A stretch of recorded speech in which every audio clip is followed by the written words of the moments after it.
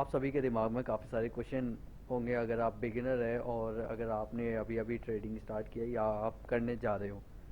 तो काफ़ी सारे क्वेश्चन होते हैं और लोग बेसिक्स को समझ नहीं पाते हैं और काफ़ी सारा उनका लॉस हो जाता है इसी चक्कर में। वो ट्रेडिंग को एज अ गैम्बलिंग लेते हैं और व्हाट इज़ स्टॉक मार्केट ये सब चीज़ें नहीं समझ पाते हैं वो, और वो एज अ गैम्बलिंग तुक्के लगाने आते हैं और पैसा डुबो कर जाते हैं अपना।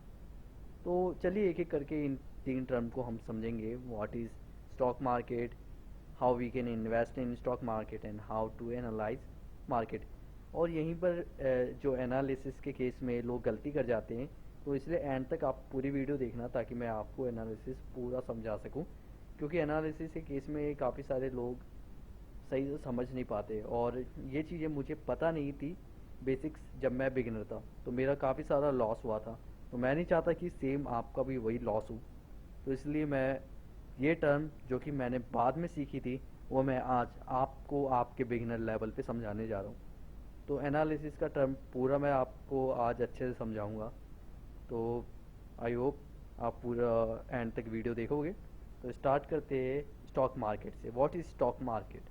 तो स्टॉक मार्केट है क्या? स्टॉक मार्केट एक फाइनेंशियल मार्केट है। फाइनेंशियल मार्केट के अंदर ढेर सारे मार्केट होते हैं, अलग अलग टाइप के मार्केट होते हैं। उनमें से एक मार्केट है जो कि स्टॉक मार्केट कहते हैं।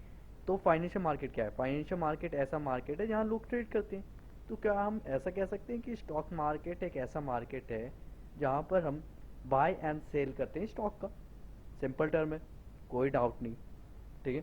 तो ये स्टॉक स्टॉक क्या है? तो अब यहाँ आपको कन्फ्यूज़न होगी कि स्टॉक है क्या और शेयर मार्केट क्या है। और शेयर मार्केट, इंडिया में स्टॉक मार्केट को शेयर मार्केट के नाम से भी जानते हैं। ठीक है। तो अब बात करते हैं स्टॉक।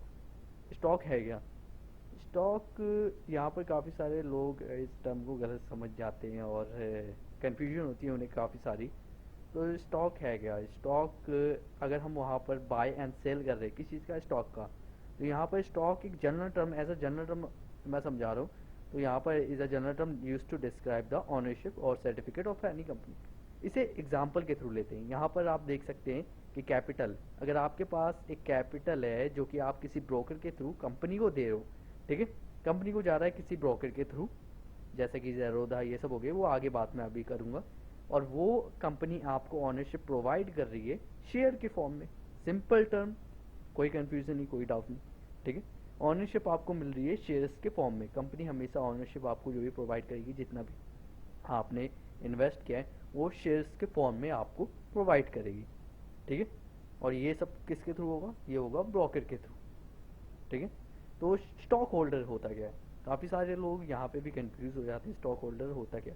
कि आप मान सकते हो कोई भी ऐसा इंडिविजुअल या फिर इंस्टीट्यूशन जो कि स्टॉक को होल्ड करने में काम करता है। या नीचे एग्जांपल दे रखा है मैंने। ठीक है। तो यहाँ पर ऊपर मैंने लिख भी रखा है, stock holder is an individual और इंस्टीट्यूशन दैट ऑन वन और मोर शेयर्स ऑफ स्टॉक। यहाँ नीचे एग्जांपल है, ये देख पा रहे हैं आप कि एक इंडिविजुअल जिसने होल्ड कर रखा है स्टॉक को, या इंस्टीट्यूशन। ठीक है। तो वो एज अ पार्शियल ऑनर देखा जाता है। पार्शियल ऑनरशिप, जैसा कि मैंने बताया था, पार्शियल स्टॉक क्या है? एक पार्शियल ऑनरशिप प्रोवाइड की जाती है in the form of stocks. ठीक है। उस अकॉर्डिंग आपको अगर कंपनी का बेनिफिट होता है तो कंपनी आपको प्रॉफिट प्रोवाइड करती है, कंपनी का लॉस होता है तो कंपनी आपको लॉस प्रोवाइड करती है। ठीक है। तो चलिए इसी के थ्रू आप समझते हैं अगला term, how we can invest in stock market. हम स्टॉक मार्केट में इन्वेस्ट कैसे कर सकते हैं? तो कौन से ट्रस्टेड ब्रोकर्स है? तो हम ब्रोकर के थ्रू हमेशा इन्वेस्ट करते हैं स्टॉक मार्केट में। ठीक है। और कौन कौन से यहाँ ट्रस्टेड ब्रोकर है? तो मैं इंडियन मार्केट के लिए डेमेट अकाउंट मेरा, जैसे कि डेमेट अकाउंट के थ्रू होगा, ये आपको आप जानते होंगे। ठीक है। तो डेमेट अकाउंट के लिए मैं इंडियन डेमेट अकाउंट तो मैंने अपना ओपन कर रखा है ज़ेरोधा में। ठीक है। जो कि ट्रस्टेड है एंड बेस्ट है। और फॉर यूएस मार्केट आप यूज़ कर सकते हैं फिडेलिटी, ये भी ट्रस्टेड है एंड बेस्ट है।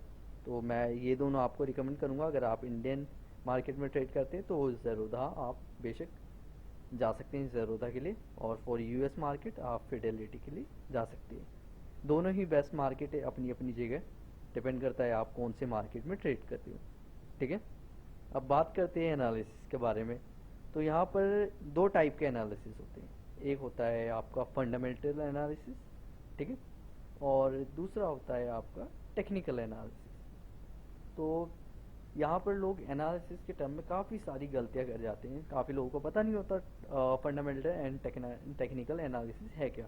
तो इन दोनों को एक एक करके हम समझेंगे कि फंडामेंटल क्या है एंड टेक्निकल एनालिसिस क्या है, ठीक है। तो fundamental analysis based on the data sources और including the financial record, economic reports and company assets और मार्केट शेयर्स। तो इन सभी के बेस पे हम फंडामेंटली एनालाइज करते हैं उस स्टॉक को कि ये लॉन्ग टर्म के लिए, और हमेशा हम फंडामेंटल एनालिसिस यूज़ करते हैं लॉन्ग टर्म के लिए, क्योंकि शॉर्ट टर्म में आपको ये चीज़ें बेनिफिट वैसे नहीं देने वाली और आपको कुछ ज़्यादा पता नहीं लगेगा। यहाँ पर एक एग्जांपल है जहाँ की जो कि मैं बता चुका हूँ, इंडस्ट्रियल एनालिसिस, ठीक है, और इकोनॉमिक कंडीशन देखेंगे आप। तो ये चीज़ें देखकर आप इन्वेस्ट करेंगे लॉन्ग टर्म के लिए कि आपको इस कंपनी के साथ जाना है, इन्वेस्ट करना है या नहीं करना, ठीक है। कोई कंफ्यूजन नहीं यहाँ पर भी। और अब बात करते हैं हम टेक्निकल एनालिसिस। तो टेक्निकल एनालिसिस अगर, और वन मोर थिंग, अगर आप फंडामेंटली एनालाइज करें तो आपको टेक्निकल एनालिसिस भी आनी चाहिए, क्योंकि टेक्निकल एनालिसिस आपको हेल्प करेगा, काफ़ी जगह आपकी हेल्प कर सकता है ये। तो टेक्निकल एनालिसिस क्या है, ये mainly based on, it mainly based on the price action, ठीक है। प्राइस एक्शन इन सब पे मैं आगे वीडियो लाऊंगा जिसके थ्रू आप फ्यूचर मूवमेंट प्रेडिक्ट कर सकते हो, ठीक है। तो इन सब के ऊपर मैं आगे वीडियो लाता रहूँगा ताकि आपको समझ में आए। तो अगर आप, तो आप पे डिपेंड करता है कि आप कौन से ट्रेड बनना चाहते हो, टेक्निकल एनालिसिस ट्रेड हो या फिर फंडामेंटली, ठीक है। तो ये होता है price action, volume, demand and supply, इन सभी पे मैं एक एक करके वीडियो लाता रहूँगा। और कैंडल स्टिक्स हो गए, आपके इंडिकेटर हो गए, ठीक है। तो यही था, इतना ही था आज के लिए, लेकिन आई होप आपको समझ में आया होगा। तो टेक्निकल एनालिसिस इम्पॉर्टेंट है, तो इसके ऊपर मैं काफ़ी सारी वीडियो लाता रहूँगा। So thank you guys for watching.